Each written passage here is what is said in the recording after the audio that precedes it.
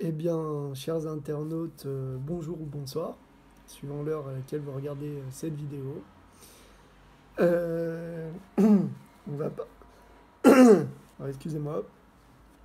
On va parler aujourd'hui d'un livre qui s'appelle Lacan et le christianisme. C'est un livre d'un professeur de psychologie qui est aussi un théologien et, euh, et qui est aussi psychanalyste, enfin un fin connaisseur de Lacan, hein, ce qui est pas forcément pour aider, hein, d'ailleurs. Donc ça, malheureusement, c'est un peu les limites de Lacan, hein.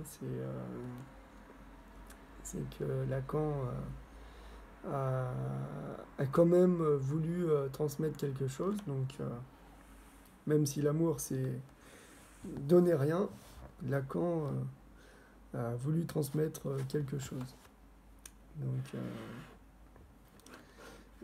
on va parler d'un passage qui est assez intéressant, qui est un passage sur le don. Euh, le don qui est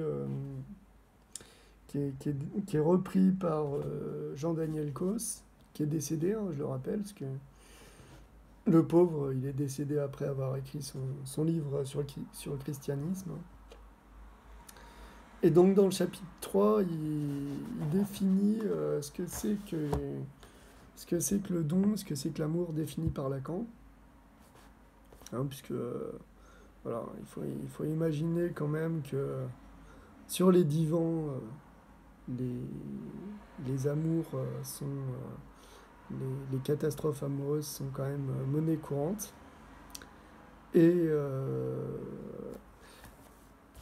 donc évidemment, l'amour a intéressé Lacan, et l'amour en tant que, en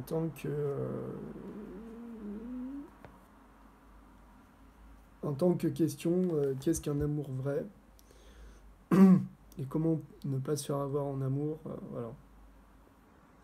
Sachant que il y a quand même un problème fondamental avec le DIP, hein, c'est que l'amour commence par une catastrophe amoureuse. Et c'est sans doute la sexualité qui va venir donner à l'amour quelque chose qu'il n'a pas au départ, hein. Et donc, alors qu'est-ce qui fait que dans le deep, euh, qu'est-ce qui fait que dans le complexe de Deep, euh, Freud voit dans le voit de la sexualité, euh, alors que originairement il n'y a pas de sexualité dans dans la famille oedipienne, hein. Et donc Freud s'appuie quand même sur le complexe d'Oedipe plutôt que de s'appuyer sur le conditionnement. Donc voilà. Ceci dit, euh, ceci dit, pourquoi est-ce que je fais cette vidéo? C'est parce que Jean-Daniel Causse euh, parle du don et s'appuie en partie sur le don en sociologie, hein. Et, il essaye d'analyser Lacan sur, en, en- en le prenant sur le même plan qu'une forme de sociologue. Et voilà. Alors, le don chez Lacan, et c'est pour ça que Lacan essaye d'échapper au sens, hein. Contrairement aux sociologues, qui essaye pas du tout d'échapper au sens. Lacan essaye d'échapper au sens parce que le don est hors discours. Hein. Et, euh, et le don est une ruine. Et on peut dire une ruine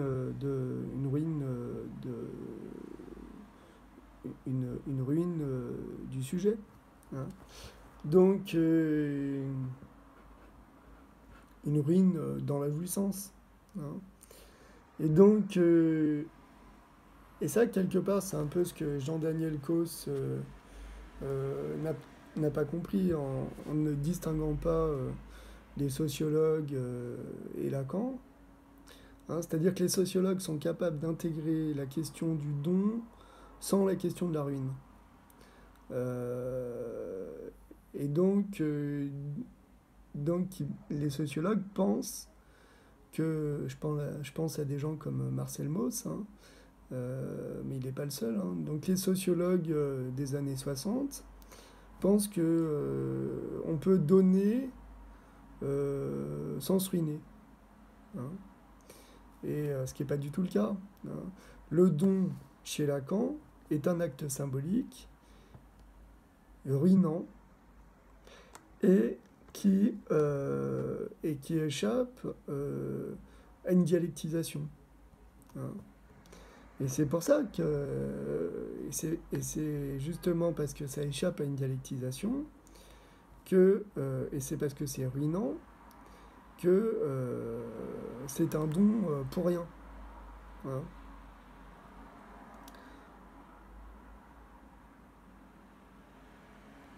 Et ça, les sociologues le mesurent pas. Mais en fait, il faut bien imaginer qu'un don qui ne produirait pas une ruine, ça serait un don d'un sujet qui a peu de valeur. Hein. Donc le don produit bien sûr une ruine. Et c'est parce que... pourquoi est-ce qu'il produit une ruine? Bah, c'est parce qu'il a énormément de valeur.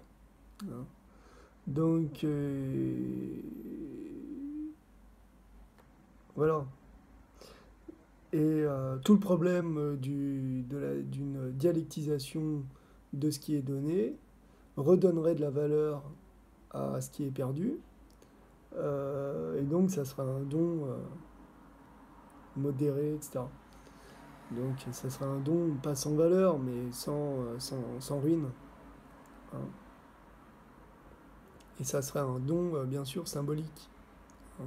Enfin, c'est un don symbolique, alors que le don tel que les sociologues le voient est un don imaginaire. Hein. C'est... voilà.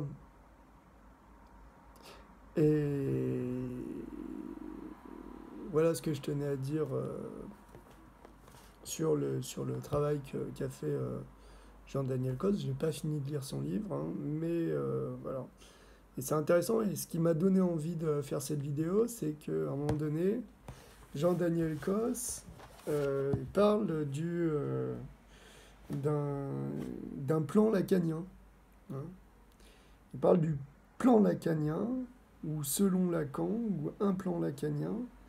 Hein, c'est vers la page, c'est dans le 3e chapitre. Voilà. Et ça, évidemment, c'est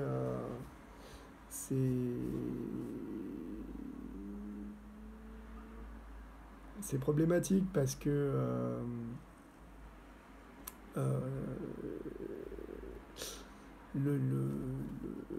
le propre du travail de Lacan, ça a été de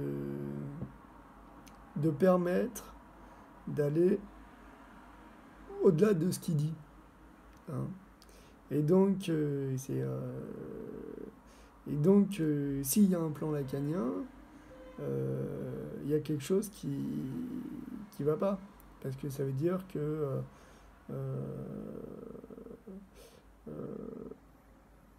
Lacan a fabriqué des successeurs. Hein. Donc, et puis ça veut dire aussi que Lacan aurait été un calculateur. Hein, donc, voilà. Le propre de Lacan, c'est qu'il n'y a pas de narcissisme lacanien. Hein. Donc voilà ce que je tenais à dire pour aujourd'hui. Et je vous donne à bientôt. Au revoir.